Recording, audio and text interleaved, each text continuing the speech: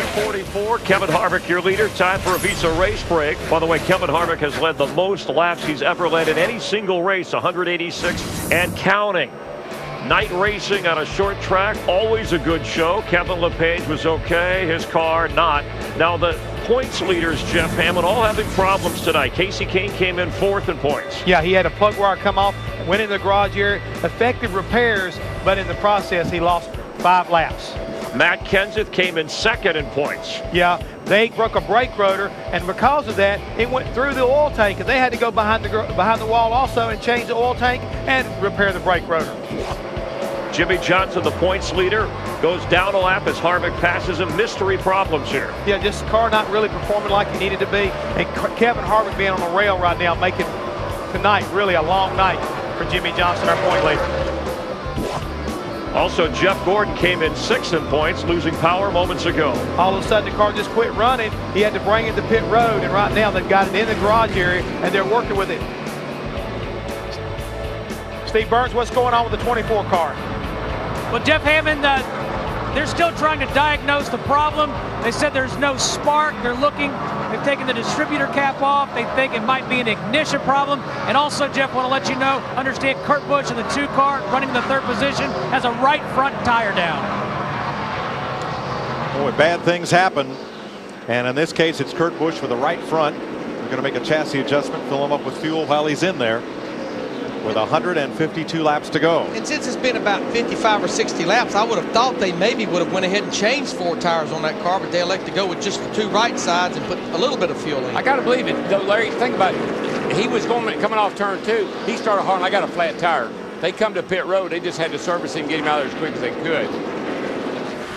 This has been a Visa race break. No matter what it takes, life takes Visa.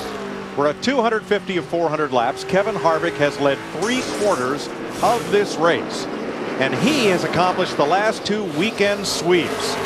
In the spring race last year at Bristol, he won the Cup race and the rained out Busch race on Monday, and this year he won both the Busch Series and the Nextel Cup race at Phoenix.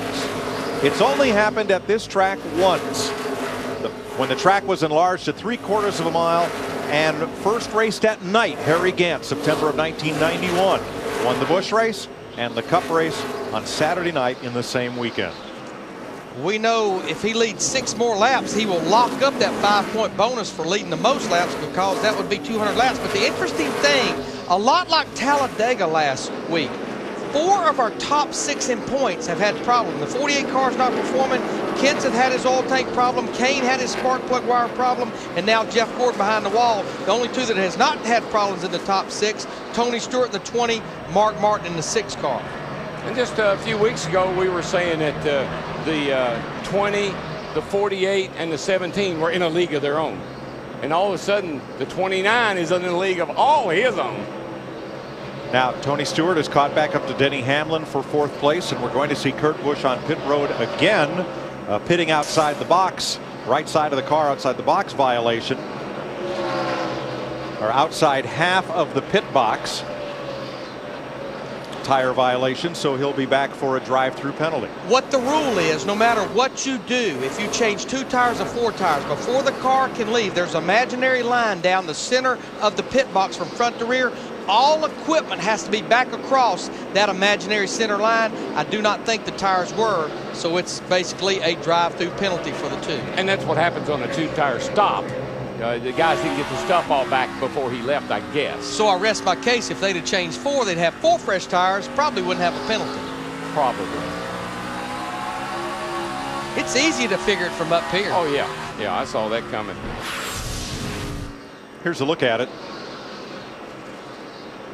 Now that tire comes back. It's the jack.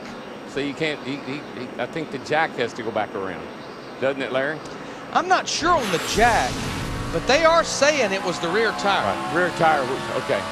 Yeah, I don't think the jack has to be No, back. you're right. The jack doesn't have it. Oh, no. How many times do you say don't beat yourself? Kurt Busch was too fast exiting pit road, and he's back. Another drive-through penalty. Right now, he's 3 laps down. This will put him at least 4 laps down. And the hits just keep on coming.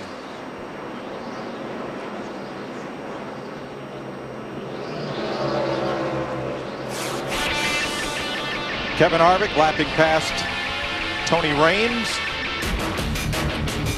He has locked up the bonus for leading the most laps.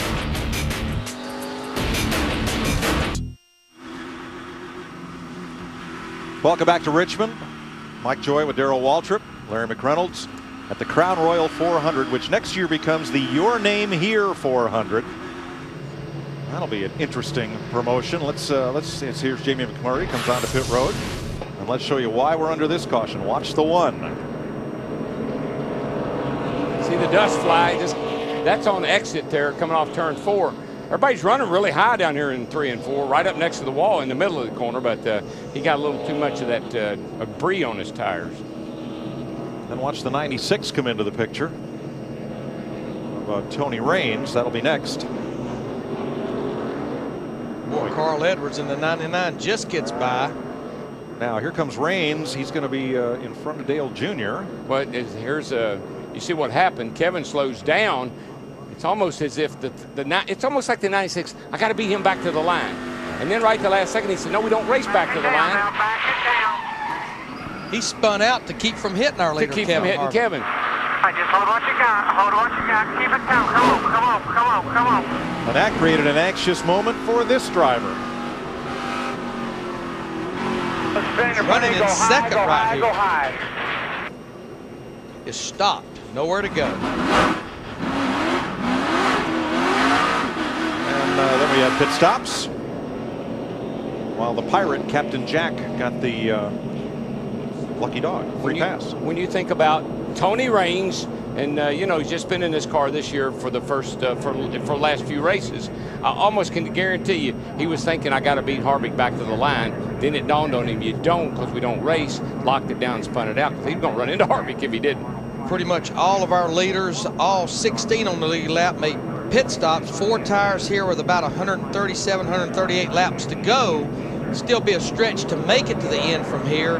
But one thing that did happen when that caution came out, and I think one of those replay angles showed it, Casey Kane in the 9 was finally in front of Kevin Harvick, gets one of his lap back. But how about our leader, Dick Berggren? There is such a thing as a perfect race night. Pepe Harvick is having just that. It was a perfect pit stop. They took just a half a round out of the left rear to Matt. And Dale Earnhardt Jr. hit road in second and is still second. Small tweak with air pressure. His car almost perfect. Denny Hamlin, he was telling Mike Ford, his crew chief, I'm using a lot more brake on this run. Spotter Curtis Markham told Mike where the damage to the fender was about 2 o'clock or so in that position on that right front fender, so they know where to pull it out, but also to let Mike know just how much damage there was to messing up the downforce of the car. Meanwhile, Tony Stewart in 4th, Hamlin's teammate, a number of adjustments, still trying to get that car in that position where Smoke needs it. Still too tight in the center, still too loose on exit. Kevin Harvick has led all but 57 laps tonight, and we're back under green. Earnhardt Jr. still chasing. He's staying with him right now in that 8 car.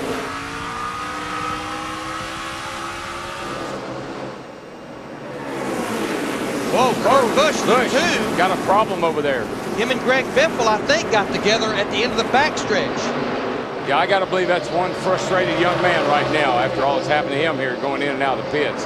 3 laps down, running 36. Come into the pits there a while ago with a flat tire, running 3rd. And had a good race car.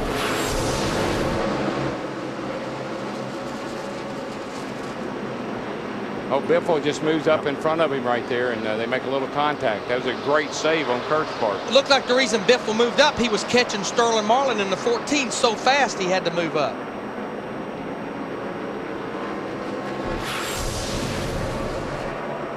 Now, Jeff Gordon earlier went behind the wall. The car was not running at all. Steve, what's the verdict? And Mike, it still isn't. Jeff Gordon is still in the car, and Steve Letarte, the crew chief, he thinks it's a broken distributor, but they're still trying to salvage something out of this race. Now, this is a team that has completed all but 2 laps of competition this year. So, no DNFs, looking like possibly one tonight. Well, if it's a distributor, Larry, they can fix it, but it seems like it might be worse. It might be something worse than that to me.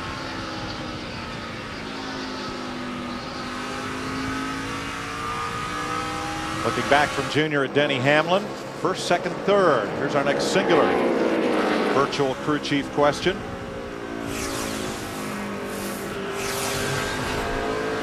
Will Kevin Harvick complete his second sweep of the season? Riding the crest of the wave. Winner last night in Busch. Just signed a 3-year contract extension. Text the message crew to 191 or go to foxsports.com/singular. 41 car just got up out of the groove over in 2. I don't know if he hit the wall or not, but Reed Sorensen, he's going again. Well, you know, Darrell, a lot can happen in 130 laps, especially at a short track. I mean, all it would take is a few cautions, a few pit stops, cars get better, but it looks like to me it's the 29 car race to lose tonight. Yeah, they're going to. Somebody down there is going to have to wave that magic wand over their car to make it make something to get up there and race with it. But I'm impressed with Hamlin now. That car is really good, and he's going under Dale Jr. right there now. Battle for second right here we're looking at. I'm really impressed with Hamlin because I know how bad that hand is hurting him. I talked to him Thursday night when we first got up here, and he was really worried about running both nights. Got 19 stitches, Darrell, but last night during the rain delay, he wasn't holding it up. He didn't have it iced. He was just focused on racing. But we know how bad he'd love to win here at his home racetrack.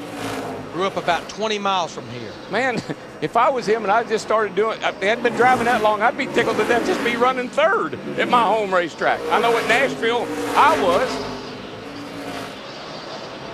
How about Denny Hamlin, Matt? See some slight cosmetic damage hanging out, flapping in the breeze there right behind the right rear. Now, a big run tonight would not only be huge for Denny, but also for a 7-year-old race fan named Jared Thompson, a patient at the Children's Hospital here in Richmond. He helped design the helmet paint scheme that Denny is wearing tonight inside that cockpit. Hey, Matty, was he? I know Denny was concerned about not being able to make an appearance at a hospital because he was in the hospital. Is that the same deal? Same deal, Dean. I know he was really upset about that, but he couldn't do anything about it. Young Jared's a huge Denny Hamlin race fan, especially from right here in Richmond. So, hometown boy rooting for hometown boy. Tony Stewart's backing up, fellas. Here comes Bobby Labonte after him. He just got passed by Jeff Burton and Sterling Marlin. Tony is just not good on the long runs. He's good on fresh tire. As you said, he lost that position to Jeff Burton. Bobby Labonte goes by him, and now he's got a rearview mirror full of the 5 car, Kyle Busch. Matt, what's going on with the 20 car here with less than about 125 to go? Just takes a little while for that car to really get rolling at the beginning of a run. It's so much better at the middle to the end of a run. In fact, during the last caution, Greg Zipadelli said to Tony, he said, just keep it up. You're really driving your butt off tonight. And Tony said, well, I've got plenty of it, so you can have as much as you want. Here's about another 145 laps left of it, guys.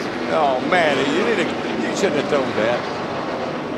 A lot of humor tonight on that radio. And you can see by how this team is performing week in, week out. Mike talked about it. Darrell talked about it. Just a little bit different perspective, I think, this year, and it's showing on the racetrack. And with the problems Matt Kenseth had with a split oil tank when he broke a brake rotor, Stewart is poised to move into second in the Nextel Cup standings. We were talking about him earlier. We're riding with him, Scott Riggs, in the 10 car back in the 11th position, just outside the top 10. Been solid all night long. Definitely carrying the banner for Evernham Motorsports. As I mentioned earlier, the last 4 races, including Talladega last week, 3 out of those 4 top 10 runs. This team really come to life after a team that missed the Daytona 500 back in February. Well, that's a great race going on right there with Tony and Kyle Busch. But let me just tell you something. And did you just notice 29's leading, 31 is running 4th, and 07 is running 8th. All children's cars. All those children's cars, I mean, they have got something working, man. All right, so does this mean that he doesn't have to go back to Africa anytime soon? I think he can go wherever he wants to. There's the Prylisek car of Boyer. No, it's a great story. Richard's coming back from Africa, coming back from safari. He gets to U.S. race band, tells Richard he cannot let him back into the country because Kevin Harvick says so. Yeah, go away. You're not allowed until we lose a race. But last night after he won the Busch race, Kevin Harvick, Richard said, I guess I don't have to go back to Africa. Right. Harvick said, this is a Busch race, Richard. We win a Cup race, we'll reevaluate. I might have to quit calling him a rookie after tonight.